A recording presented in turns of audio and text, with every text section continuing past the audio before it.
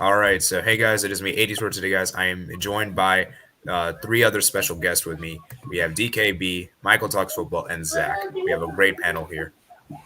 So obviously we'll be discussing about the USA versus Mexico match, which many of us are looking forward to, especially. And so yeah, before we get into that match, um, before we get into that, I want you guys to also make sure you guys subscribe to Michael Talks Football channel. I'll leave a link in the chat so you guys can subscribe to him. He's a great channel. He does a lot of content very similar to me, international content, club content, and very, very great. So I recommend to check his channel out. So let me go ahead and put the channel like this. Chat. He's like at 763 subscribers. It's very close to 1,000 subscribers. Jesus, Well, not I very have that close, much. like- I have that much now. Jesus Christ. Yeah. Yeah, I'm at 412, so we're getting there, man. We're getting there. You know. So now that with that out of the way, which nation would you guys say is under more pressure to win this match? Let's get this out of the way first.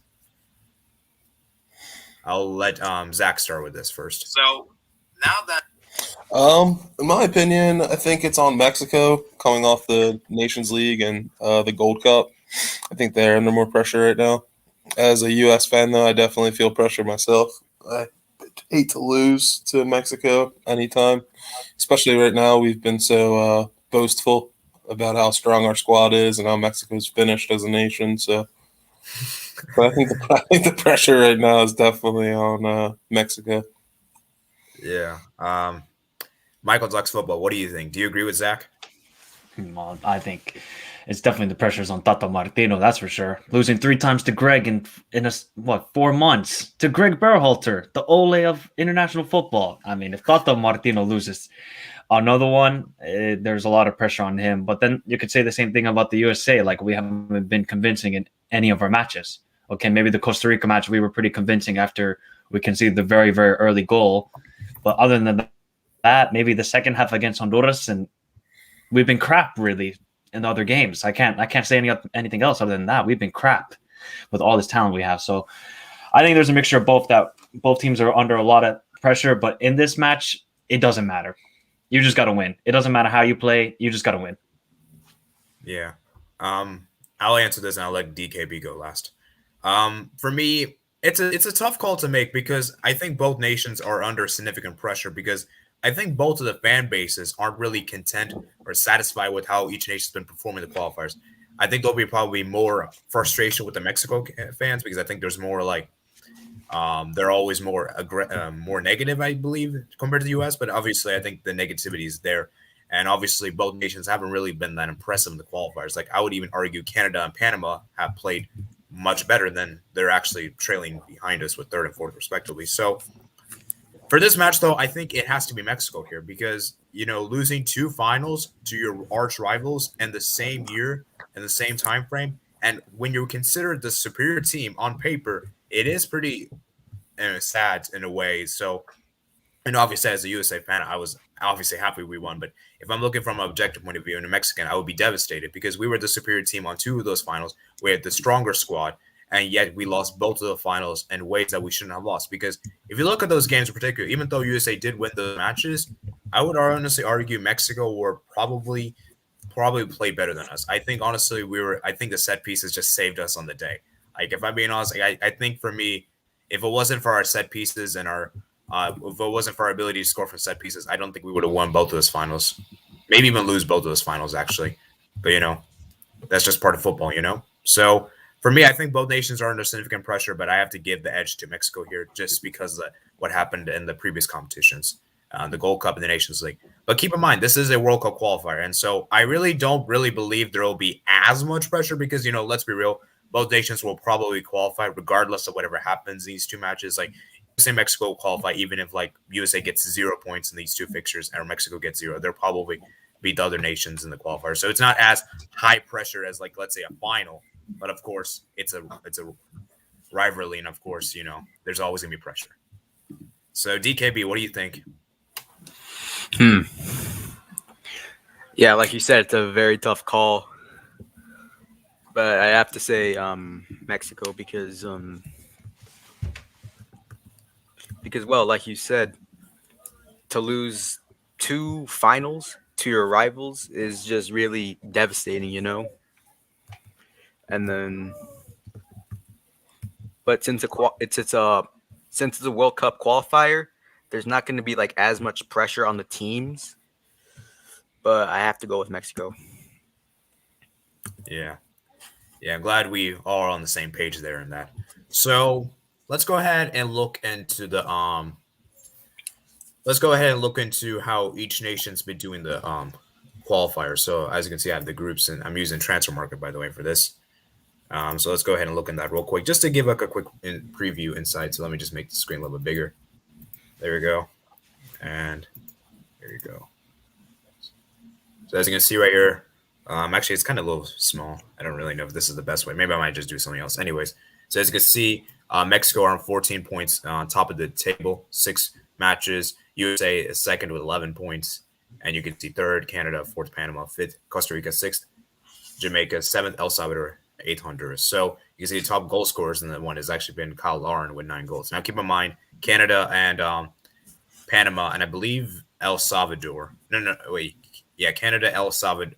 Canada, Panama, and El Salvador. I think they had they had to go through other qualifiers. They didn't qualify by default. All the other nations did. So keep in mind that that's including everything, you know. So yeah. So then David Roguenes with 8, Jonathan Day with 6, Nico Hasim-Big with 6 goals, and Alfonso Davis with 5. So interesting statistics there. So now let's go back to the actual head-to-head thing. Let's go and do that right now. So you can see market value for the U.S. and Mexico. It's pretty similar. As you can see, USA is with 241 and Mexico is actually 248. So very close indeed. I think this is a great match because I feel like both nations are almost evenly matched in a way. Market value 90.66 for USA, 9.19 for Mexico. You can see the average age, though, is a big difference. There's a small difference here. It's not as close. As you can see, USA is with 24 and Mexico is with 28.5. So, you know, and then United States got 15 foreigners, 8 foreigners. So the last 10 meetings between the two nations, USA obviously won 1-0. And the Gold Cup final, USA won 3-2 in the Nations League final. Mexico won 3-0. That was really bad. I think I watched that match. Yeah, that was really bad there. It was a friendly, though, so it's not. Question, is the market value based on the current roster? I'm assuming so. I think. Okay. I'm not really sure. I know our market value was higher by like $100 million at least, but that might just be on the current roster. Probably because there's no rain and stuff like that there. Yeah. Yeah. Anyways, and then obviously Mexico won 1-0 in the Gold Cup final, and then USA won 1-0, and I think that was a friendly. Yeah. And then Mexico drew 1-1. USA lost 2-1 at home. Mexico won 3-2 the Gold Cup final, I think. And then USA won 2-0. Mexico 2-2. So it's pretty competitive. It's like back and forth. Like sometimes we see USA win, sometimes we see Mexico wins, and sometimes there's a draw in there in between. So, you know. 80, can I add something? That this will probably be the last competitive match for a very, very long time. Obviously, we still play against each other in March in the World Cup qualifiers, but that probably by then, I think both teams will have qualified to Qatar. So obviously, we're not going to be involved in the 2026 World Cup qualifiers because we've already qualified as hosts, all 3 of us, Canada, USA, and Mexico. So this is probably going to be the last competitive match for a very, very long time. Obviously, we're going to probably play friendlies, and every match is going to be intense, but this is good. This is the last big one for maybe 5-6 years, unless we meet each other next year in the World Cup, which I don't know if my heart can take another round of 16, or if Mexico can make it to a quarterfinal in the World Cup. Plus, if we keep progressing the way we have been, I don't think it's going to be competitive for the next 10 years at least with how strong we are. Yeah, let's get things in current right now. Yep, exactly. Because if you look at the average age, like we're on the ascendancy.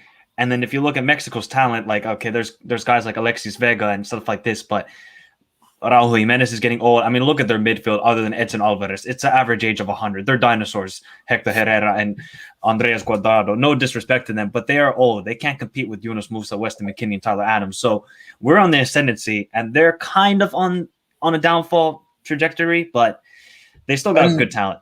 And the Mexican Federation really likes to use Liga MX players. I think it's probably like 90% of El Tri is Liga MX domestic league players. They don't really send as many to Europe. And that's just going to Well, hurt them. well, that's more of a like kind of like a political and other issues going on there, where they have like contractual things in Mexico where they keep the players for a long time and they can't really send them out to Europe. So it's a bit more of like Yeah. It definitely. I mean, it makes Liga MX better than MLS. Yeah. So I mean, there's Yeah. pros and cons. Yeah, I mean, MLS squad has never won the CONCACAF Champions League. It's only been Liga MX, Liga MX. So yeah, it's quite unfortunate. So, anyways, let's move on to the thing. So, I think there's a possibility that you might be right in the sense that this might be the last one, but I do think we could meet each other in the Gold Cup 2023 final. There is a potential possibility of that. But as you said, I think this might be the last real competitive one that we'll see like both nations really go for it. Because, in the Gold Cup, I don't really know if we'll be able to see the strongest squads available. We just don't know how that's going to be like. So, but here we're going to see for sure. I think we'll see. For sure. As you can see, the head-to-head record between the two. So Greg Berhalter's record against Mexico has actually been 4 matches. He's played 2 wins and 2 losses. And then his record against Tata Martino has been 3 wins, 6 losses. Wow. And then Tata Martino's record against USA has been 5 wins, 2 losses. And his record against Greg Berhalter has been 6 wins and 3 losses. So interesting record there. As you can see, Tata Martino has definitely got more success over Greg. We kind of clearly established that, Yeah, but he had a very good team at Atlanta United, Tata Martino against Greg's Columbus Crew. So there's kind of like that scenario in there as well. Yeah. So as you can see, this is the most valuable player for the U.S. and Mexico. USA's most valuable player is Christian Pulisic. Let's hope he plays this match. There's a lot of doubt on his fitness, whether he'll be a player or not. And then obviously you got Herving Lozano with he's 49.5 mil. Top fixture goal scorers, Landon Donovan with 6 goals, Michael Bradley with 5, Pablo Barrera with 2, RB Peralta 2, and Bobby Wood with 2. So, and as you can see, the international records with USA's had 20 wins against Mexico, 16 wins for Mexico, and 13 draws. Now, I'm not really sure this is accurate because I did see something the other day. Actually, is this accurate? I don't know. Zach, can you confirm this is accurate or not? I know in the last 20 or 30-ish years, since 2000, we have 16 wins, 7 losses, and 6 draws. Or I could pull up the stat.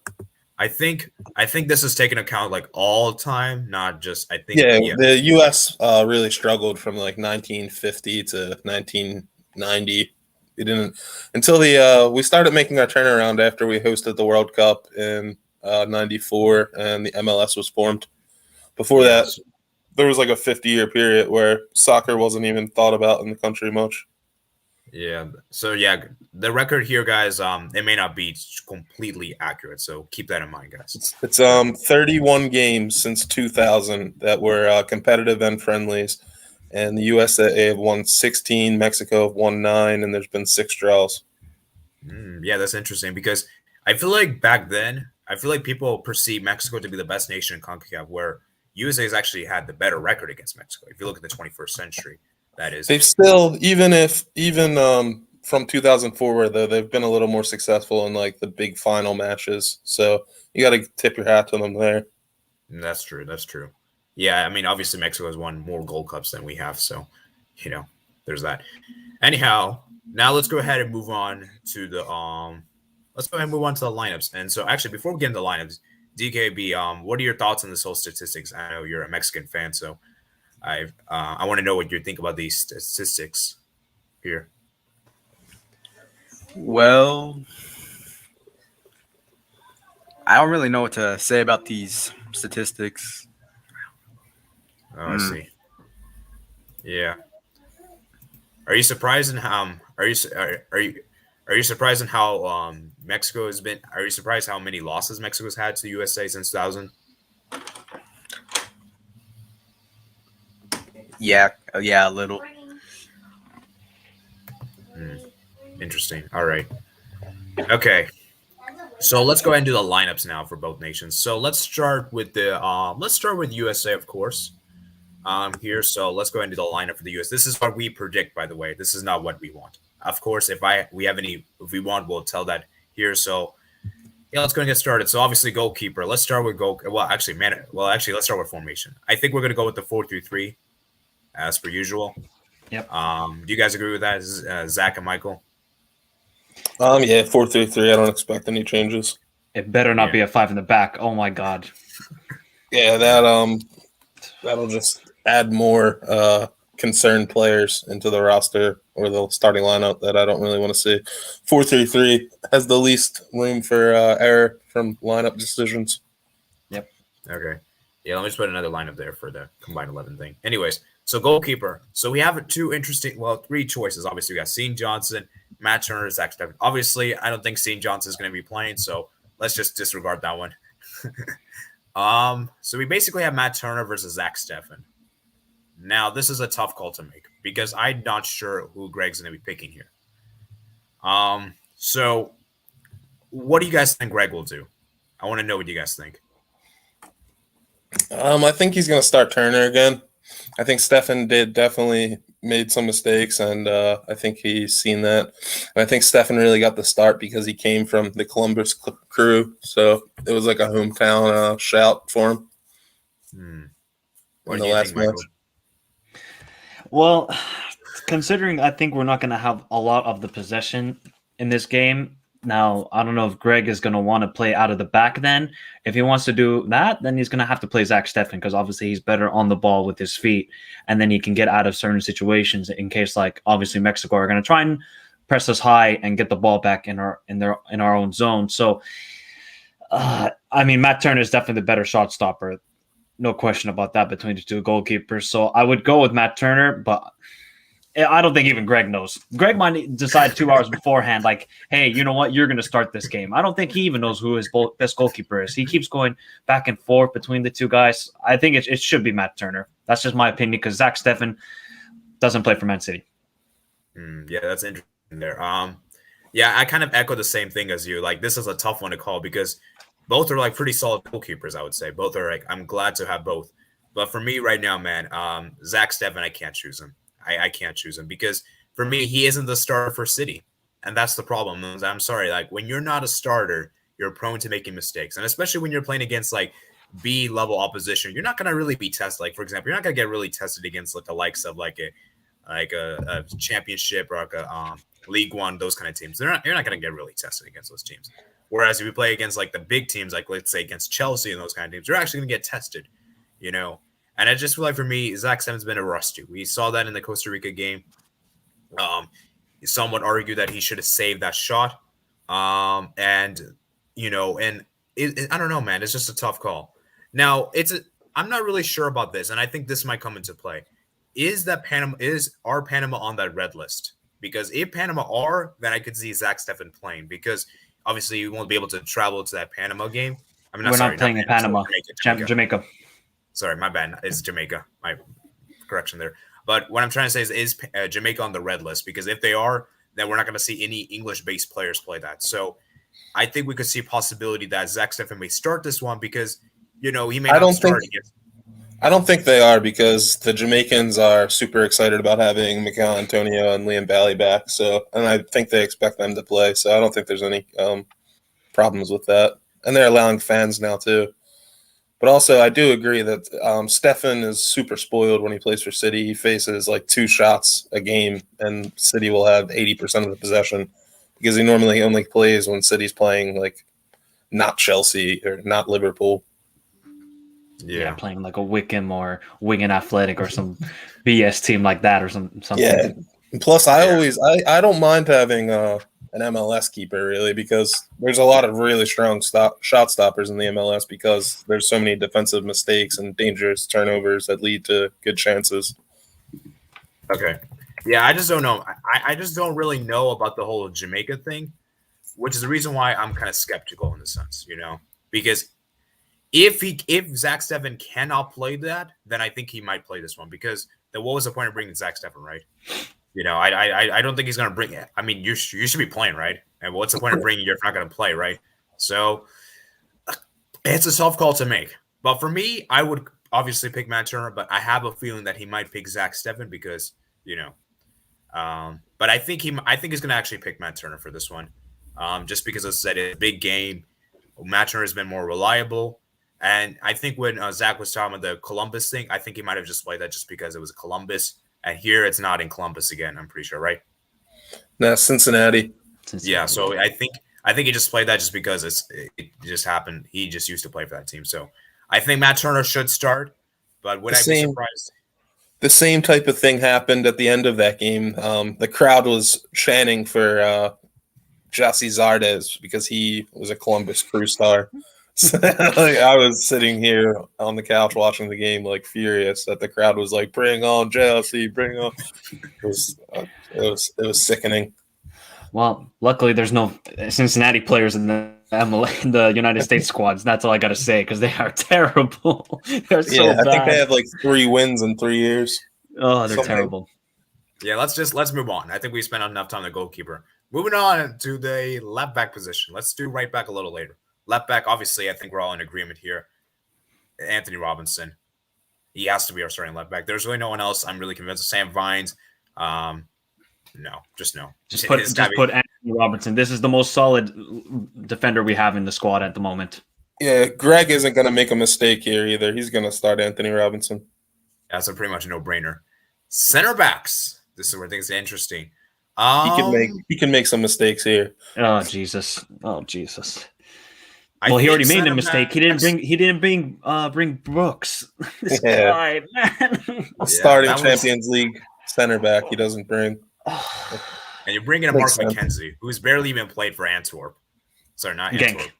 Genk. Sorry, my bad. It's because we're Brazil and we can afford to leave Champions League starters off the roster. I think that's what it is. Yeah, I don't know. Anyways, I think one center back's pretty obvious. I think that's Miles Robinson. I cannot see him not starting. He's the most solid, best center back we have. He's the center back who's been playing most, so I think Miles Robinson has to start. Are you guys in agreement here? Yep. Yeah. Okay, I don't think Greg's going to change that. Let me see if I can find. There's too many Robinsons in the world. You got to put the Miles, I think. Yeah, probably. Oh, he's maybe not even there. Lol. Oh. Well, they don't have it. Maybe that's Greg's idea that he doesn't want to play Miles Robinson. I think he's hinting here. I think it's hinting at us. Do not play Miles Robinson. Anyways, I guess we'll just move past that and let's just pretend there's Miles Robinson there. Yeah, just imagine exactly. There. Just imagine people. Okay. For the other center back, now this is an interesting one. So you got Walker Zimmerman. I think you got let's see who else. You got Mark McKenzie, Chris Richards. I think those are the 3. I don't think there's any more. Is there any more? No, not really. Okay. No, not yeah. They're the choices. I hope McKenzie doesn't start. We saw what he did in that Nations League final. Made a big mistake. So he's the last choice. But I feel like this is the second center back besides Miles Robinson is where Greg could make some mistakes. Any of the 3 might start, in my opinion, even though it should be Chris Richards. This is a tough call to make. Now, keep in mind, we're doing what we are predicting, not what we want. So keep that in mind. So, obviously, my prediction, what Greg will make is Zimmerman. Yeah, I have to say Zimmerman as well. And the reason why I'm going to go with Zimmerman over Chris Richards is because I think Greg loves this whole experience, the thing, and, Chris Richards isn't experienced, obviously. And so I just don't really think he's going to do that kind of thing in this kind of massive game like this. Even though I think he should start Chris Richards, because for me, Walker Zimmerman isn't bad, to be fair. Like what we have seen from him, he hasn't been terrible. He hasn't been bad, but he's not. He's been solid. He hasn't been the Bundesliga team of the week though, and he hasn't been impressive in 10 starts so far in the Bundesliga. But yeah, he doesn't have national team experience. So Greg, I think, is going to start Zimmerman. Yeah, sorry, I haven't really looked in the chat here. I'm just trying to look in the lineup. So just so you guys know. I'm going to try to be more responsive to the chat. Anyways, getting back to this, what do you think, Michael? This is a tough call to make. Well, I mean, it should be Chris Richards. I thought they were pretty good together, Chris Richards and Miles Robinson against Costa Rica. I mean, it's Greg. You just don't know what you're going to get. It could easily be Zimmerman. And I mean, he did play. I thought he was pretty decent against Panama. I don't think he was terrible. Like, the funniest thing is he wasn't even selected to the last squad, and then he was captain 2 games later. That's just how deluded Greg is at the moment. I don't get it. I really don't get it. But it really should be Chris Richards. That's just my thought. Greg gave Zimmerman the game ball too after. Yeah, I mean, what is he doing? Honestly, I really don't get it. He said to the biggest asshole on the field, Chris or Walker Zimmerman. The other team feared him. Like, I forget, it was such like a hype up speech giving him the game ball.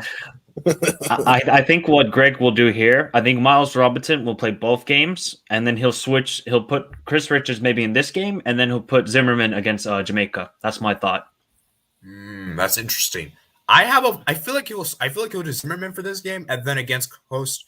Sorry, why do I keep saying Costa Rica? Jamaica, he'll put Richards. I think just because I just don't really think he wants to put like 2 young center backs like this in like this kind of game. I just don't really think Greg wants to do that, especially against Mexico. That is, I just have this feeling.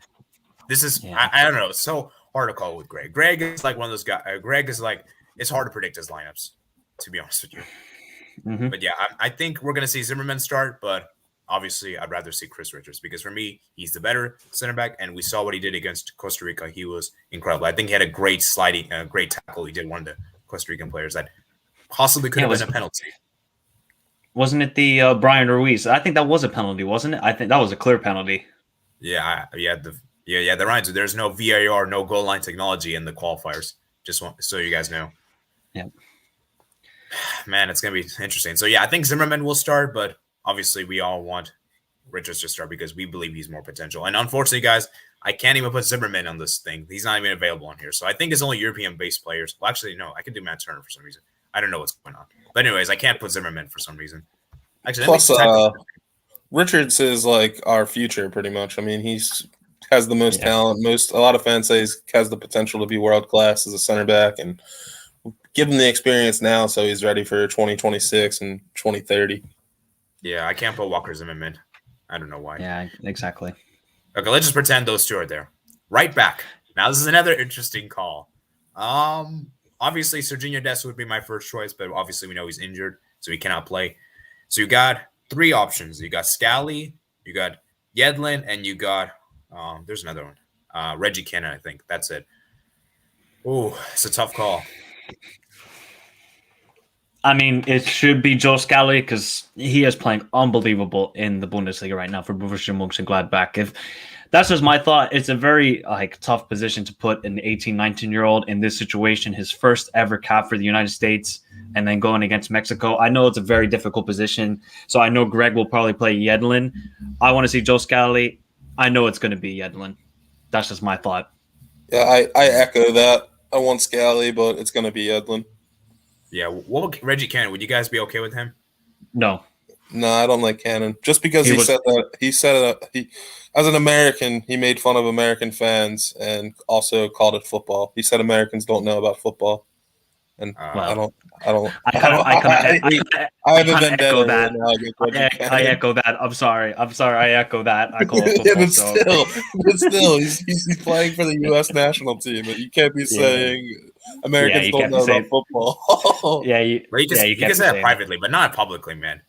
Yeah, you can't say that publicly. Yep. Anyways, for the right back position, it's probably going to be DeAndre Yedlin. I think he came on against Canada, was it? And when Dest came up injured, so I think he's pretty much the second choice for the U.S. He's got a lot of caps under his belt. I'm pretty sure I think he was our main right back before Dest got introduced. So I think he's going to probably start. For me personally, I don't think he's bad. I don't think he's great. He's okay. But we'll have to wait and see because I remember Davis destroyed him in that Canada game. But then again, it's Davis. No, many players cannot stop Davis, so I have to maybe give some credit. We have to give a lot of credit to Davis there. How many subs do we get? Is it 5? Yeah, 5. I could see, especially if it's still a tight game and we're like 1-1 or something at the 60th minute. I could see Scally coming on as a sub. Yeah, I just don't think Scally's going to start because, the whole experience thing, very similar to Chris Richards. I don't think Greg's going to put him like this in this kind of massive game like this, even though Joe Scally should start. And isn't he primarily more of a left back than a right back as well? Or he can play both. He can play both. He He could mostly play plays both. right wing, but he mostly plays like right wing back, sort of, for Borussia Mönchengladbach. So Oh, I see. Yeah. He's more defensive than Dest, but he definitely plays more on the right. I mean, he's had a couple of good assists in the Bundesliga, and he got the assist, I think, on the second goal against Bayern Munich when Mönchengladbach defeated them 5-0. So, But I don't see Scally ever getting the chance to be a winger for Barcelona. So, but he's definitely more defensive. well, I think that's more of a Barcelona thing, but we could talk about that another day. Yeah. Sorry, Nate. Yeah. You got Javi now. All is good. Yeah. We'll have a discussion for that in another day. Let's say that. Anyways, let's move to the CDM position. For me, the CDM, and it has to be Tyler Adams. This is pretty much a no-brainer. I don't really think Greg should change this. I don't want to see Kellen Acosta start as a CDM.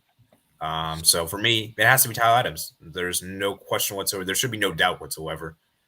I feel most confident in Greg's decision making in the midfield for some reason. I think he's really going to play the 3 players I want him to play. That's my hope. I don't expect any Kellen Acosta business in here. So, yeah, I think it's definitely Tyler Adams as a CDM. I'm assuming you agree with that, Michael. Yep. All the 3 midfielders should be the exact same that it was against Costa Rica. They played fantastic, all 3 of them. Yeah, McKennie. Now, my only concern, there's one player from the midfield that I think Greg will potentially change. Like, if there's going to be a change in the midfield, it's going to be this position. McKennie Adams, I think, are guaranteed. I have a feeling there is a possibility because I think you have Yunus Musa and then you got Kellen Acosta. Now, Sebastian Lletget. Oh, yes. Sebastian Lletget. Acosta is our 6th backup. Yep. Yeah. For me, I could see him rolling with the Lletget or maybe Kellen Acosta. Musa, I mean, this is the least confident I am with the midfielders. Like this, Musa, I think, is the least likely to get started because of the 3 midfield positions. Obviously, I think Musa should start. I think he adds so much. Musa was brilliant. Like I don't see how he doesn't start. But yeah, that's the only mistake Greg can make in this midfield is putting Lletget over Musa. I think the other 2 are a lock, and I really don't think he's going to make that mistake. I think it's going to be the Adams, McKennie, Musa midfield. Yeah, I honestly agree as well. If Greg changes this, I'm going to get so mad. I think so. I think so too. Because Musa, because we're going to play a lot on the counterattack against Mexico, to be honest. So Yunus Musa is the perfect player to just push the ball forward and get it to the forwards like Pulisic. If we put Pulisic or Areola or Ricardo Pepi, so Yunus Musa is that perfect player for this reason. If he plays Lletget, we're fucked. Then we're losing the game. I'm sorry if I swore. Sorry. And can I swear? Yeah, Lletget and Acosta don't really bring any creative spark. Yunus Musa is most creative. I don't know why would you play Lletget or Acosta. I can understand someone. Also, I don't think we shouldn't have Acosta as our backup 6 at this point. I would start bringing Gianluca Busio every time. I mean, he's doing pretty well for Venezia. Oh yeah, very good. Busio could also start as well. I can't believe about it. You guys, but Busio is more of a 6 as well. Yeah. I don't think Busio is going to start. I think once again, Musa is going to start this. Yeah, no, but just as our backup 6, I would. I wouldn't have Acosta be the man. I would have it be Gianluca Busio. But I mean, you want Busio to be? Yeah, okay. I don't think he should start over Adams, no. But I don't think that we should consider what's his name, our backup 6. I think it should be Gianluca Busio. Yeah, I see. I feel like for some reason, I think Greg feels like Acosta is the backup CDM. Yeah, I feel like he definitely does, and that's another part that bothers me. Yeah. Anyways, let's move on to the forwards. Now, this is where things get interesting. So let's save the most debatable one in the end. Let's start with a striker. I think it's pretty much a no-brainer. It's got to be Ricardo Pepi. Pretty much a no guarantee. There's really no other players that I think the only striker we have. Yeah, honestly. I mean, there is the Jesus Ferreira, but he's more of like a false 9. That's the thing. So Pepi is our only natural striker in this team, and we can't even put him in the squad. There's also a young kid, Malik Sanogo. I don't know if you ever heard of him, Mike. I just found out about him this week. He's on the U18 thing that's going on. But he was just named in the Guardian's next gen footballers. Okay. He's only 17, and where does he play? Actually, I'm excited for him. Let me look it up. I think it's a Dutch team. Okay. I've never heard of him. Why is there isn't there the Yaya Sanogo? That was the former Arsenal striker. I wonder if they're related. Guys, Gotta for check some that reason, out. I can't put the striker for some reason. 80. Instead of this website, you should try Tactical Board because then you can just type it out yourself. That's a better website for like putting lineups and stuff like that. Yeah, I mean, let's just stick with this for right now. We're almost Just stick it. Actually, no, he plays. Malik Sanogo plays for Union Berlin, but he's 17, and he was just named in the Guardian's top next-gen footballers last month, and he scored 16 goals, 7 assists in 21 games for Union Berlin. Okay. All right. Now let's So yeah, move on to it's definitely wingers. Pepe. Yeah. So obviously Pepe's our striker. I'm assuming Zack agrees with that. Yeah, it has to be Pepe. Now for the wingers. This is where things get interesting. For me, I think Aronson will start. I think that's pretty much guaranteed. I think Greg sees Aronson more as a left winger than a right winger, I think. I don't know. Am I correct in saying that? Yes. Yeah. Okay. With this, yeah. But I don't think there's any there's no doubt in my mind that he doesn't start Aronson and Pepe. Pepe especially because it's Mexico and he's done so well and he's playing against his favorite team as a kid. Yeah. Favorite national team. Yeah. Let's move on to the right wing. Now this is interesting. We got Christian Pulisic, Paul Arriola. Oh man, this is a tough call. Okay, I'm just gonna make this simple. That we all know it should be Pulisic. We all know that. I mean, he is our most talented player and Captain America, as we have been saying for many years, because he is kind of the American player that kind of kickstarted this new generation of American talent. So it really should be Christian Pulisic. The only problem I have is he hasn't played enough games. And now Thomas Tuchel, I don't know how much pressure he puts on the United States National Federation on, hey, you guys shouldn't play him that much if he wants to play both games. Christian usually does well against Mexico, obviously scoring in the Nations League, the winning penalty in like the 115th minute. So it should be Christian Pulisic. I have a feeling it might be Arriola. I have a bad feeling. Definitely should be Pulisic, but I don't know. It depends on what our medical staff says. Tuchel did say that he came out and told the U.S. that they should be careful using him and limit his minutes and stuff like that because he's been on limited minutes, but I just don't know if he's going to start and play 60 minutes. That's the least likely option. I think he's going to come in as a sub for like 25, 30 minutes. Yeah. And unfortunately, I do think it's going to be Arriola that starts. Actually, instead of Arriola, I think he might play Timothy Weah because that's what he did against Costa Rica, where he had Pepe, Aronson, and Timothy Weah. So maybe it could be Weah instead of Arriola. I don't know, but you know, Weah is Greg, definitely the better player. Weah is definitely the better player, and I think Greg realized. No, I thought Weah was very good against Costa Rica as well. I think Greg has realized that Arriola is not the answer anymore at the right winger. Obviously, he brings energy, he brings intensity and all this kind of stuff, verticality, all this crap that Greg speaks of. It has to be Timothy Weah. I think what it is with the MLS bias with Arriola and Leggett especially is that I think they're both the type of people that are going to end up in like MLS media at some point. So they're kind of like the politician face of U.S. soccer for like an MLS representative. So I think that's why they get time and still get called up, even though Leggett doesn't even start for the Galaxy at all anymore. And Arriola hasn't really been like a good player since he played with the English guy, Wayne Rooney. Yeah. Yeah. The English guy. Because remember, Arriola was supposed to start against Costa Rica. Arriola got injured. That's the reason why Weah started. Yeah, he was. That actually, you're right. And Weah pretty much was a huge factor in getting us that win. And yeah, he wasn't. It was supposed to be Arriola starting. Yeah, on the U.S. Twitter, everyone was like, "Thank God for his injury." Pretty much. I have a feeling he's going to start Arriola, and I think the reason why is because he's more experienced, and I feel like he also thinks that Arriola is better when he's defending than he's better at backtracking, which I guess might be one reason why. But let's be real. It should be Christian Pulisic, but I think the best thing to do is to start Weah and then bring Pulisic on as a sub. Or start Pulisic and then bring Weah as a sub. Pulisic cannot play the full 90 minutes. We can't allow. Yeah, he'll probably play like 60 to 70 minutes.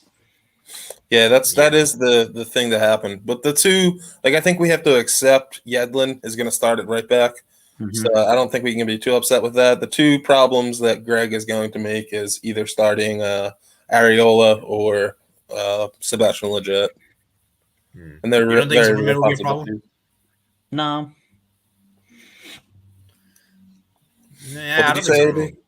I said, do you think Zimmerman? Zimmerman will be a problem if he does start? Because I think he'll No, push. yeah, he's been acceptable. I mean, yes, I'd much rather have our 21-year-old who's already proven himself, and I think he needs more and more time to get chemistry with all the other guys. So I think he should play as many games as he can, but I won't be upset if he plays Zimmerman, really.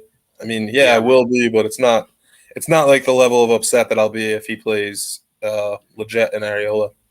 Yeah, my biggest issue with this predicted 11 is that it's a pretty good 11, but except Areola. Areola, I don't want him to start. This is the one player that I just don't want to start whatsoever. He cannot start. I'd rather see Weah on the right, And I'm sorry, Areola just doesn't bring anything. I'm sorry. I'm done. I don't want to see this guy. The rest of the team I'm okay with. No, Even he has no Lletget, creativity. Everything that even Lletget I would be okay with, but I wouldn't be very frustrated because at least you can sometimes score goals for us. I'll be frustrated with Lletget. He's not very good on the ball. He's 37 or something now. He doesn't start for LA Galaxy. He's slow. He doesn't really have creativity. Yunus Musa can definitely contribute to a goal on the field. Yeah. Lletget's going to be it's not good. I'll be very upset with Lletget and Areola. And Areola is the same way. Any compliment that they give to Areola, it's always about his work rate or positioning and stuff like that. Or it's like a bullcrap compliment that they give to Timo Werner about making a run and drawing defenders. It's never about his actual touch or actually striking ability. And also, here's another thing about Areola. He keeps getting injured too often. In the Gold Cup, he got injured, I'm pretty sure. And and we saw he got injured in the previous game. So why would you even start Areola when he's not exactly the player that is the most fittest? You know what I'm saying? So I don't know. I just think that it's a big risk if you start Areola, in my opinion. Yeah. Guys, Anyways, do you think? Wait, just quickly, just asking. Do you guys think that the USA will mostly just sit back and kind of defend how we did in both the finals during the Gold Cup and Nations League, or do you think that Greg is going to try to be a bit more assertive with our offensive play and try and keep possession of the ball? Because home games we've been dominating a lot of the possession in terms of 60% or 65%. Obviously, this is Mexico, but what do you guys think? Do you guys think we're just going to sit back and then hit them on the counterattack? Because let's be honest, their defense is kind of slow and it can be vulnerable because they do play a high line. So what do you guys think? I think we'll just do the same thing as we did in the finals. I mean, I don't think Greg will want to. If it worked, why change it, right? Why change something when it doesn't, when it's clearly working? That'd be really stupid. And to be honest with you, I don't think we could go toe to toe with Mexico like this. I think set pieces are kind of our only hope. We saw that in the Nations League and the Gold Cup. So both of those were not the ideal lineup, though. If we play everyone ideally, besides maybe a Zimmerman or Yedlin, I think that it'll be pretty even in possession. I think it should be 50-50. But if we play Areola and Lletget, I think it's going to be a 60% possession for Mexico. I just can't trust Greg to put out the best 11. I just can't trust Greg. I'm sorry. I just can't. That's the reason why. Also, with if we have Miles Robinson and Yedlin and Zimmerman, I think it probably does benefit us to sit back a little bit more. Mm-hmm. Just because Mexico's attack is pretty decent, and we're going to need some extra help, parking the bus, trying to prevent goals. Yeah, so DKB, it's finally time to discuss about the Mexico starting 11. So DKB, what is your thoughts on who's gonna make the starting 11? Wait, what happened? We're now doing the predicted 11 for the Mexico. We just finished the predicted 11 for the US. Oh, sorry, I fell asleep. Well, it's perfect timing now. Well, actually, AD, I'm going to hop off now, though. I did my job for the US side. Okay, that's good. Well, we'll have a combined 11 a little later, so you can stay tuned for that. Or I could just call you back when we're going to get to that. Yeah, actually, I have to do something. But it's been great talking to you guys. Just quick, my score prediction. I'm thinking a 2-1 USA win. All right. Yeah, thanks for coming on, Zach. Do appreciate it. No problem. Nice talking to you guys. Nice talking to the viewers. Have a good day. Yeah. You too, Zach. So DKB. So who do you think should be the goalkeeper in Mexico? I think it's a pretty obvious one. Goalie, I have to go with Guillermo Ochoa. Yeah, I know. So he's honestly so good. Ochoa? Guess well, they're wrong. Let me see how you spell it. Okay, it's okay, so it's 2-0. It's 1-0. Yeah, it's 1-0. He's still Right. doing it at 36 years old, Guillermo Ochoa. I still remember that performance he had against Brazil in the group stage in the 2014 World Cup. One of the greatest goalkeeping performances ever. I know, right? He's such a great goalkeeper. I know people. I don't know why people keep saying he's like declining and washed and this kind of stuff. Like, no, he's still great for Mexico. Well, he's kind of old, so that's why. Oh, okay, that makes sense. But still, he's a very good goalkeeper. I don't think there's any other goalkeepers that can come close to Mexico. Anyways, I'm assuming you're gonna go with the 4-3-3 formation. Sorry to ask. I forgot to ask you that. 4-3-3. All right. So who's gonna be the left back? Left back, I think I'm gonna have to get back to that one. Okay. Center backs. Center backs, one should be Hector Moreno. Okay. Okay, there we go. We got him. Okay. And then the other center back gets a tough call. Yeah. I think Araujo's suspended. Yeah, I think Araujo's suspended, so Then it's going to have to be Julio Cesar Dominguez, isn't it? Wait, how do you spell the name? Jose Luis Dominguez? Yeah. Oh, you want what? DKB, who do you want? Actually, who do you think will start? I don't know. Oh. This is a tough call. What do you think, Michael? I think it will be Jose Luis Dominguez. He's usually the other center back instead of Araujo or Moreno. So, Okay. All right. I guess he will start then. Yeah. Let me. I think I spelled the name wrong. Okay. Let me see. Wait. Hold on. Wait. What's his name again? Sorry. Jose Luis Dominguez. Where is it? He's I think 34 years old. Wow. Do you guys think we'll see Edson Alvarez play as a center back? Because I know he can as well. What does DKB think? Yeah, I think we might see Alvarez. You want him to start as center back? Yeah, center back. Okay. Yeah, I think we're gonna see Jose Luis Dominguez. I don't think he's gonna. I think Edson Alvarez is better as a CDM. I know he's been really good for Ajax. I've heard a lot of good stuff about him. So yeah, let me go ahead. Okay. Oh, it's Yulo is Cesar Dominguez. Like I was typing the name wrong. Okay. Yeah, he's 34. Okay, let me just copy and paste that. Of course, it's not gonna be there. Oh wait, let's read here. And no result. Okay. And then for the right back position. Okay, for right back.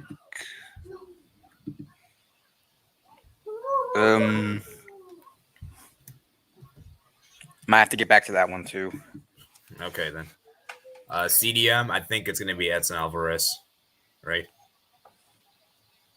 Yeah, CDM. That's Alvarez.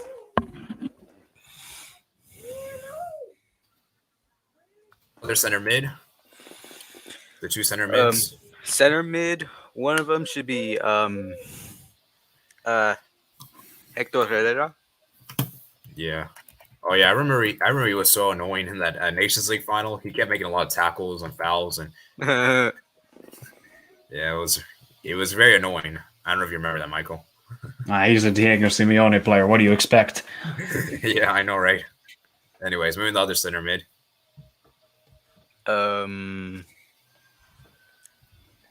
Let's go with Andreas Cuadrado. Okay. Okay. Let me see how you spell the names. I I think Wait. it's Guardado. Oh, I see. Okay. Let me Gu. Wait, Gallardo. Guar.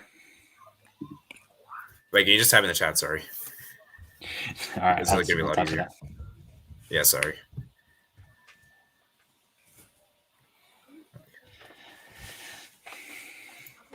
So there won't be like Sebastian Cordova or anything like that.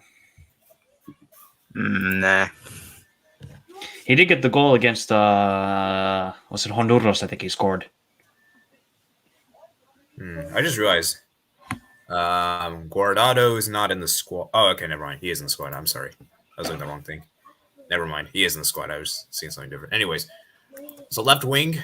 Left wing, Irving Lozano. Yeah, Lozano. Pretty solid player. Oh, Chucky Lozano. Right winger. And then right wing, probably Jesus Manuel Corona. Jesus Corona. Oh yeah, I remember he scored that in the Nations League final. He's had a terrible season so far at FC Porto. He hasn't played. Let's hope he doesn't. Let's hope he doesn't find his form in the final. He usually plays really well against the USA, but I mean he's played like not even 100 minutes this season. Interesting. And obviously, striker, it's going to be Raul Jimenez. I'm pretty sure. Right? Yep, that's what I was about to say. Yeah, I heard a lot of bad stuff about Funes Mori. Funes Mori is so frustrating. Yeah, Funes Mori, no. Okay. So, anyways, let's go back to left back and right back now. Okay, for left back, Jesus Gallardo.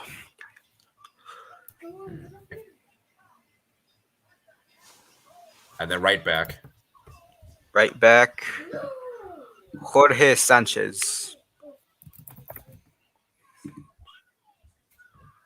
Okay, let me see. Oh, okay. I need to put. Sorry.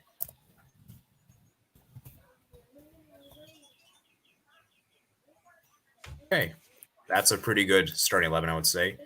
So, DKB, I forgot to ask you, which players do you fear from the USA? Like, which players do you think will cause the most danger for Mexico on the day? Probably Robinson. Robinson, interesting. Yeah. And then for Mexico, the players I fear, I think Lozano is one to look out for. He's a pretty solid player. He's been playing well for Napoli. Edson Alvarez, probably one to look for. Raul Jimenez, I heard he's very important for Mexico. Like, without Raul Jimenez, Mexico really struggle a lot to score goals. That's been hearing. So, Jesus Corona, as well. And then obviously Ochoa. We know how good of a goalkeeper he is. So, I don't know. What do you think from Michael? Well, I mean, this is going to be Raul Jimenez's first ever game against the USA, which is pretty interesting to me. I think he'll have a very good game if we play Richards and Miles Robinson. Miles Robinson is experienced. Chris Richards is not very experienced in international football, so that could be a problem.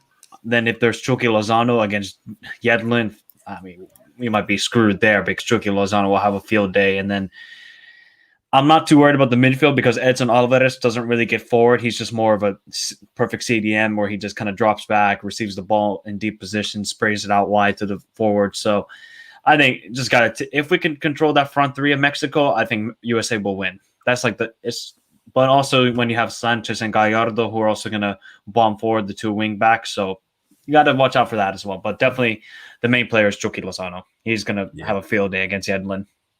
Yeah, I would imagine so. If he doesn't, I'll be really surprised. Anyways, let's move on to combined 11 now, and then we'll give a prediction and we'll wrap the video up. So for manager, obviously it's got to be Tata Martino. I don't really want to discuss. I don't think Greg is even like. I don't know. Maybe, what do you guys think? I mean, I'm gonna go with Tata Martino for this one. What do you think, Michael? I mean, it's not even a question. I mean, obviously, Greg beat Tata twice, but still, I mean, Tata Martino is a very accomplished manager around the world and, has led Mexico to a World Cup, even though they can't get past the round of 16. Yeah, I just think that he's more experienced as well. And, I'm assuming DKB agrees with this as well. Yeah, I agree. Yeah, let's move on to goalkeeper. Now, this is interesting We got Ochoa versus Turner versus Stefan. Oh, this is a tough call. I'm not going to put Stefan because I don't think Stefan is really he's not really the first choice for Man City, so I don't think he really deserves to be in here. So you really basically got Stefan or Ochoa. For me, I think Ochoa is the better goalkeeper. I think he's more experienced. While Stefan is really good, he's only had one great tournament. He's not really been that consistent, so I think it has to be Ochoa. What do you think, DKB? Wait, what's going on? We're choosing goalkeeper, combined 11, just for fun here. Yeah, I think Ochoa is the goalkeeper. Yeah, what would you, Michael? Yeah, I agree. I think Guillermo Ochoa is still probably the best. Well, actually, no. I would say Keylor Navas is the best goalkeeper. So Ochoa is probably the second or third best goalkeeper in CONCACAF. So he's definitely the best out of these two teams. Yeah. Let's move on to left back. So you got Anthony Robinson versus Gallardo. This is a tough call. I don't know. What do you think, Michael? I'll let you start here in this one. I mean, Gallardo is pretty good, but I still think Anthony Robinson has really elevated his play in the last year or so. So I think I would go with Anthony Robinson for this one. But then on the right back, then I would think I would go with Jorge Sanchez. Okay. What do you think, DKB? Yeah, I agree with that. Robinson on the left and then Sanchez on the right. Okay. Yeah, I think Anthony Robinson, for me, he's like really good going forward, and defensively, I think he's pretty good. As is Gallardo, I heard he's not really. I heard he's been good in attack, but his defensive work's not really been that great. That's what I heard. Okay, so yeah, I'm gonna go with Robinson here for this one, and then for the center backs, actually let's do the right back right now. Right back for me, we got Dest for he's pretty much the first choice. I don't think Dest is really that great defensively, and so I think I'm going to have to go with Jorge Sanchez on this one. And you already made your mind on Michael Talk, so yeah. Mm-hmm. Oh, yeah, I need to put so many Sanchez in the world.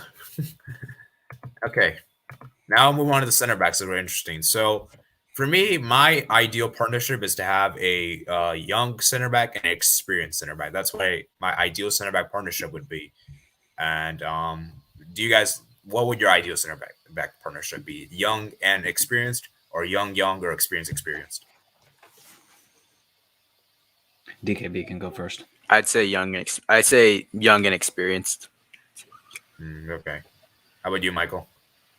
Yeah, I would go with young and experienced. So for the two center backs, I would go with Miles Robinson and then Hector Moreno. I think Hector Moreno has been, he's going to the end of his career, but was very good at PSV and I think AS Roma, I think he was at as well. So I think Hector Moreno is one of the center backs. And then obviously the other one is Miles Robinson, since he scored the winning goal in the Gold Cup final. And he's been very, very good for Atlanta United. And I think he will eventually make a move to Europe. So I think these are the two center backs. Yeah, I agree with that as well. As much as I like Chris Richards and all, he hasn't played enough games. John Brooks, he hasn't really been that great for USA. He's really only been good for the club team. So, yeah, I think I'm going to go with Hector Moreno and Miles Robinson. What do you think, DKB? Yeah, Hector Moreno and Miles Robinson seems like the ideal combo for a center back. Yeah, all right. Moving on to CDM, we got a big battle here. Tyler Adams versus Alvarez was the interesting one. I'm not gonna lie, Edson Alvarez is a baller. I think he's like a perfect CDM player he's not like really good attacking wise. Like I feel like Tyler Adams can get around the field more, but Edson Alvarez, I mean, he's such a good CDM player. My God, like I've seen enough of Ajax this season where I'm like, this guy is just the perfect CDM who can break up the play and get the ball forward. I mean, maybe in a couple of years Tyler Adams will be better, but for now I'm gonna go with Edson Alvarez. I'm not gonna lie. I think Edson Alvarez is the better player at the moment. Or we could also do this. We could have like Edson Alvarez and Tyler Adams. Like one can play as a CM, one can play as a CDM. Should we do that as well? No, they're CDMs. Okay. Well, never mind that. DKB, who do you think is better? Yeah, definitely Edson Alvarez. Yeah, I think he's definitely better as well. I've seen Tyler Adams, man. He's making a little rusty for Leipzig, not going to lie. He's not really been that great. And for USA, he's been amazing, but I feel like Edson Alvarez defensively is a lot better. And for me, the CDM, the most important part is your defensive work, man. Of course, attacking wise, I think it's also important, but for me, I prioritize the defense more than attack when you're a CDM. I feel okay, go ahead, DKB. Sorry. I gotta go. Oh, okay. Dang, Yeah. that sucks. Yeah, it's been good talking. It's been good talking.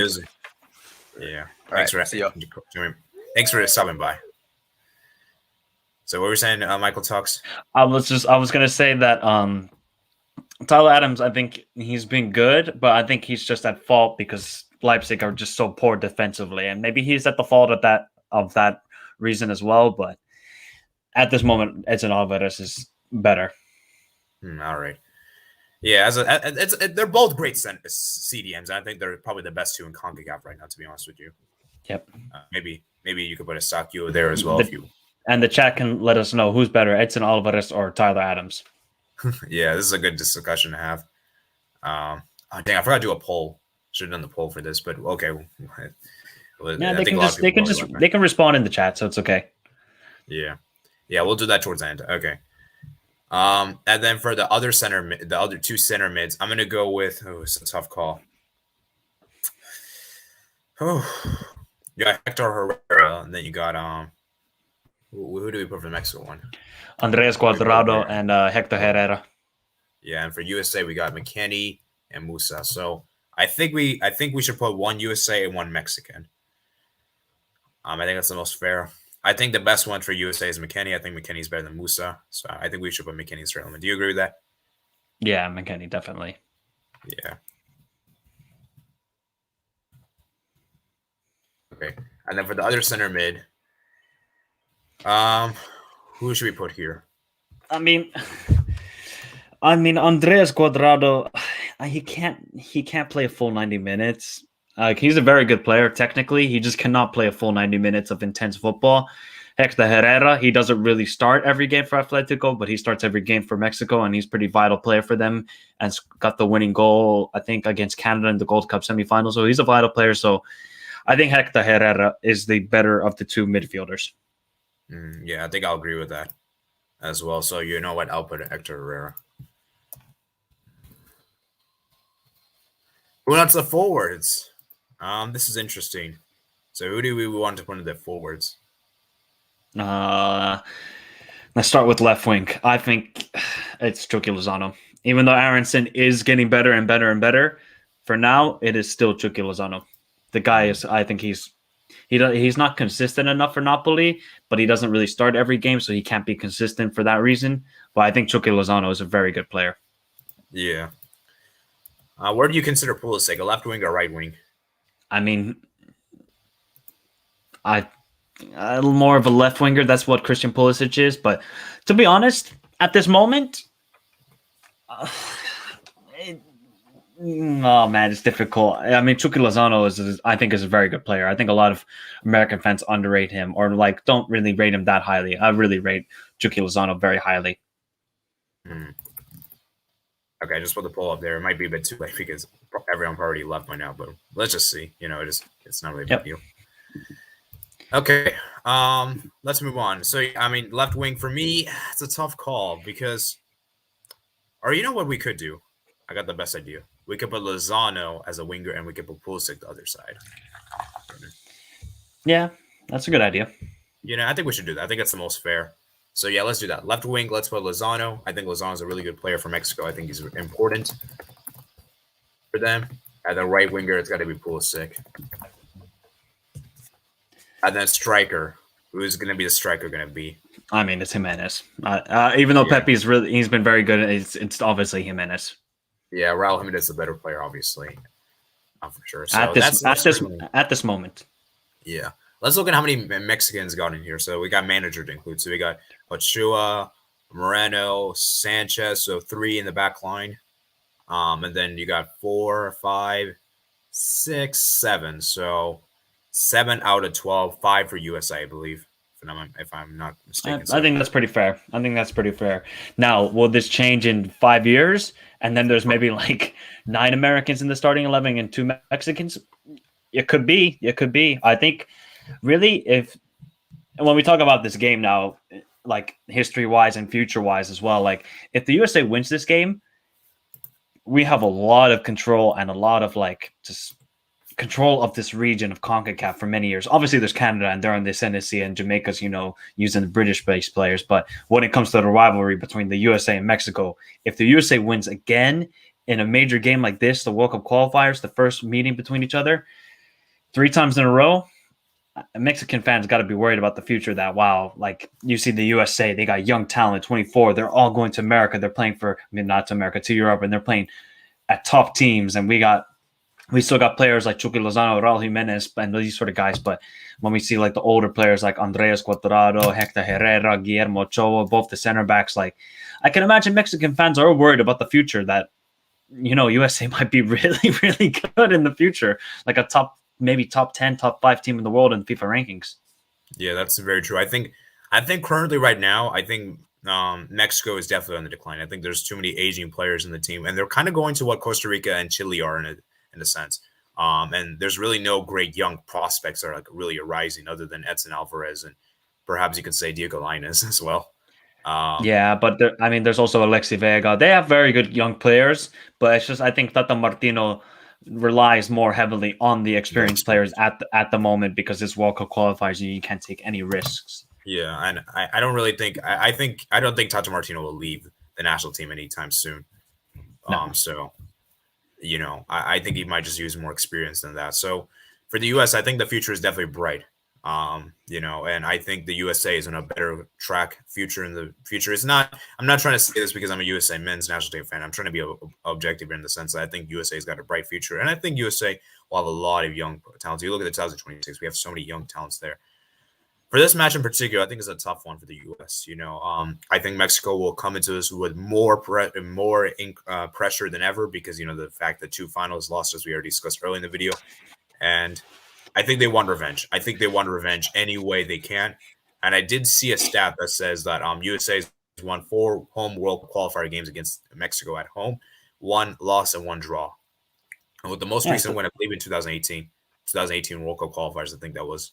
So, man, it's a tough one because I think for me, man, could be a very even game. This could be a very even game. I think Mexico will they could dominate our defense because, the defensive liabilities we have, with Yedlin and, maybe potentially Lozano can terrorize them basically. What do you think is Mexico's weakest points? Because for me, I think the weakest point for Mexico is the defense. I think that's their weakest aspect. Definitely. It's definitely their defense. Like if we can take advantage of quick counterattacks against Hector Moreno and Julio Cesar Dominguez, and that's a very good thing for the USA where we can exploit that heavily. The wingbacks, they do get very, very up high on the field. So I think that's an area where the USA and Greg really have to pinpoint that, hey, we're going to attack this sort of areas when we counterattack quickly because we know, the USA are going to sit back and counterattack quickly. That's what we usually do against Mexico, where we're going to just try and make it physical and difficult to break down. I don't think this is going to be a very high scoring game. So I think the weakness is the defense for Mexico. But then what do you think the weakness of the USA is? I think the weakness for the USA is Greg. That's the weakness, in my opinion, because Greg always just makes these weird changes, weird decisions with the lineups. He always puts out. He always you can almost guarantee that lineup is great, and that one person just has to ruin everything. Like for example, against Costa Rica, that lineup was really on spot on, other than Ariola.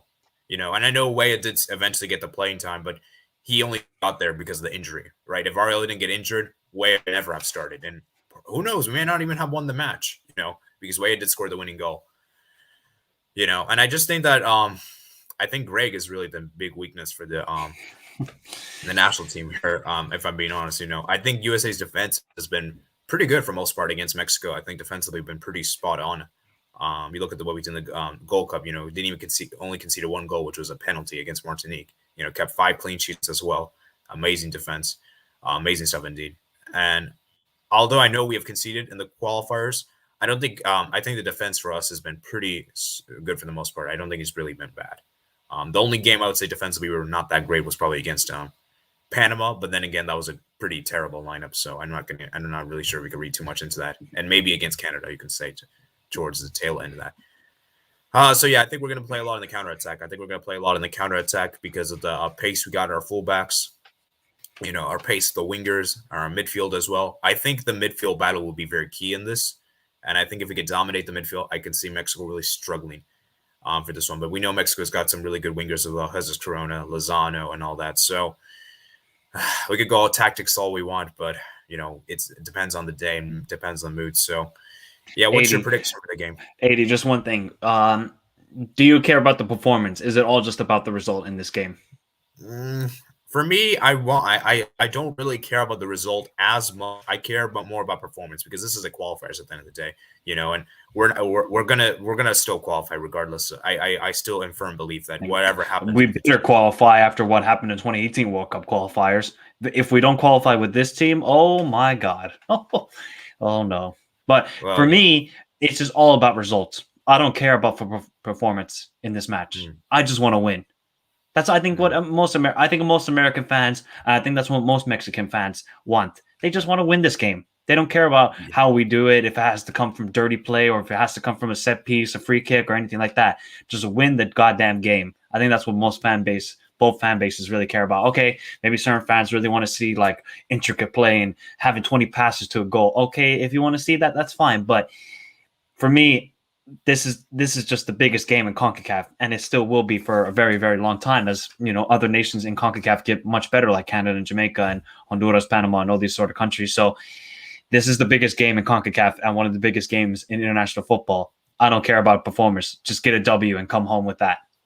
Yeah, that's very true. Of course, as you said, the result is very important still because obviously I don't want to lose like 6-0, right? Like that's very bad. Even if we're going to still qualify, that's very bad. We can't lose like that against your arch rivals like that. So of course, I still believe result is important, but I want to see I want to see the U.S. play well, man. We haven't really played well as a collective. It's been kind of like individuals that kind of saved us, and I feel like this is a great opportunity for us to beat this Mexico national team. I feel like this is a great opportunity to give them their third L in a row this year. And I think it would just bring everyone so passionate because remember, guys, Mexico are 3 points clear of us. If we win this match, we'll go ahead of them. And Mexico's got a very rough month this month. Playing Canada and USA away, we could potentially go ahead of Mexico in the one. We could potentially go ahead, and that's could be very crazy indeed. So, I think tactics-wise, I think Mexico will hold most of possession. I think we'll play a lot in the counterattack.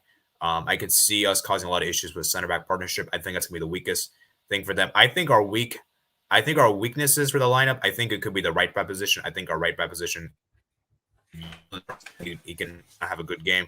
Ariel in particular could be rarely wasteful. I remember in the Gold Cup, he had many great opportunities. He wasted all those opportunities. So I think for me, it's got to be the right wing. I think right flank is going to be our weakest position because of Ariel and Yedlin most likely starting, in my opinion. My prediction for the game, if I'm being biased, I would say USA wins. But if I'm being not biased, I'm going to say it ends in a draw. As much as it would not be the best result, I would be frustrated with a draw. Well, it depends what the type of draw is. Like, for example, we're leading 1-0 and Mexico scores last minute, then of course I'll be mad. Because we shouldn't have conceded that late. But if it's like a good, entertaining game, a draw, I wouldn't be frustrated. I'll be okay with it. So I'm going to go with a 1-1 draw on this one. Have you watched my video, 80?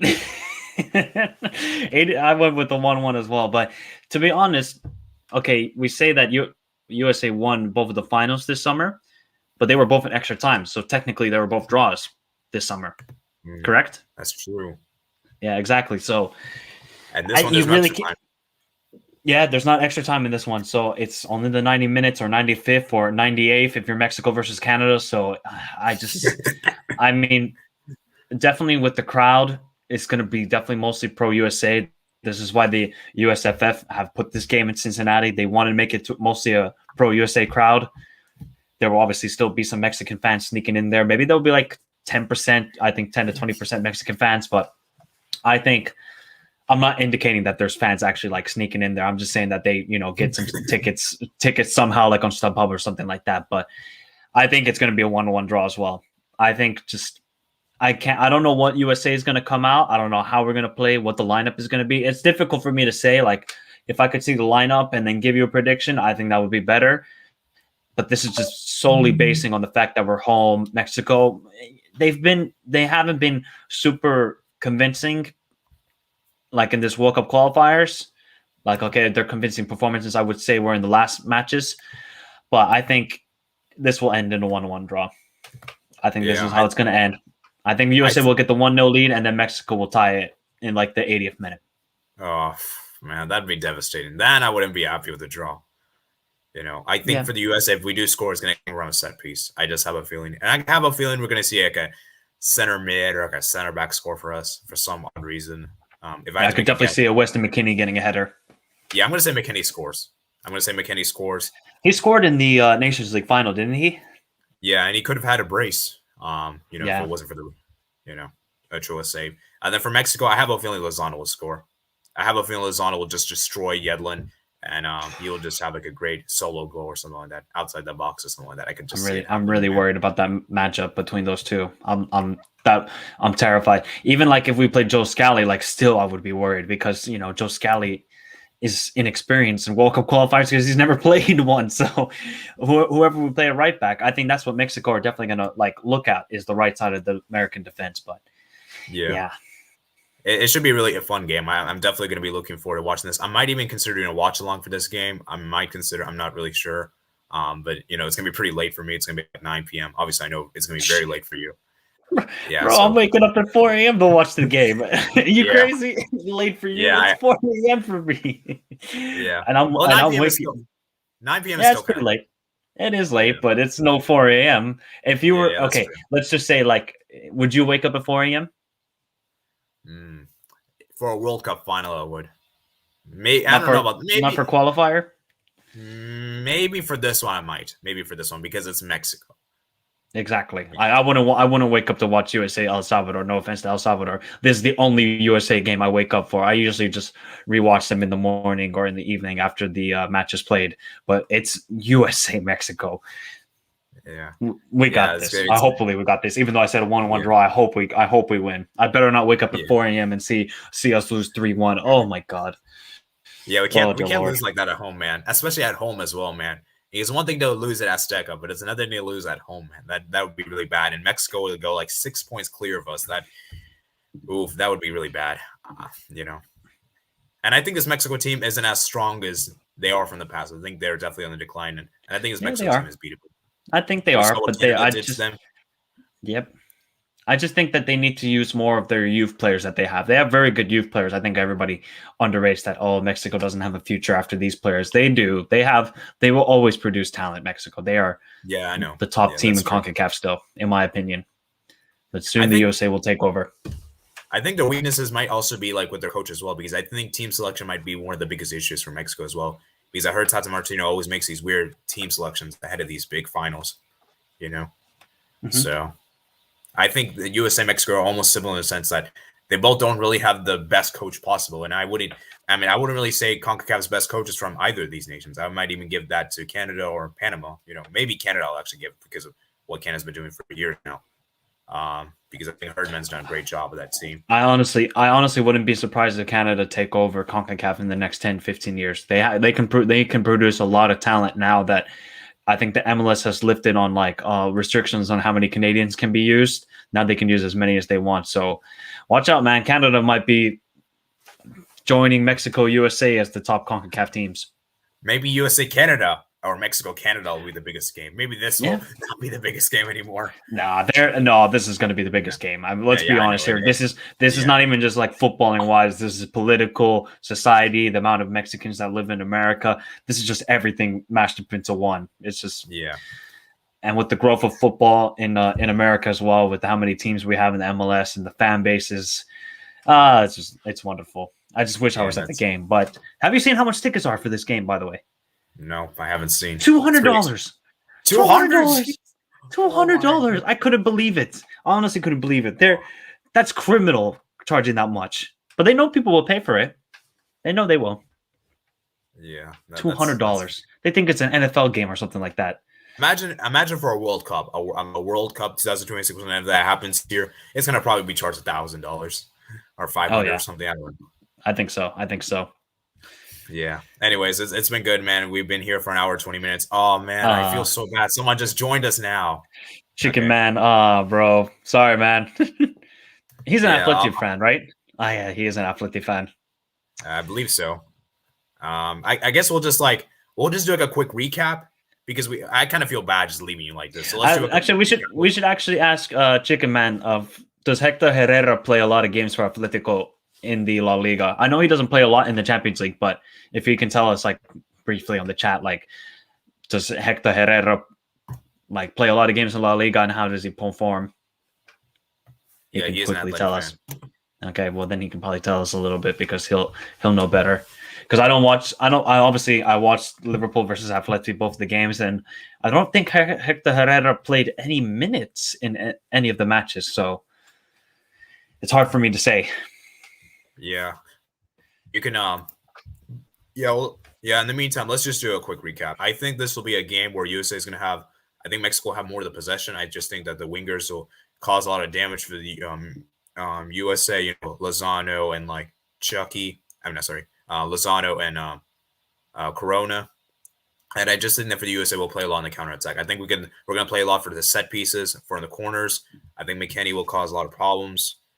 And I think set pieces might just be a way. And I think it might just come down to goalkeeper battle, who makes more saves on the day, because Matt Turner was amazing in that Gold Cup. I mean, the saves he pulled off. I mean, I was surprised on how good those saves are. You know, this is a guy that plays for MLS, and you know how much crap the MLS gets, you know, here. So it's just phenomenal. He did that he made so many saves like that, you know. So yeah, I think this is an end in a draw. I think we might actually score first from a corner, and then I could see Lozano just terrorizing like Yedlin, who I think will start for us. And I think Lozano will just score a beautiful goal outside the box or something like that. I just have this feeling, man, for some reason.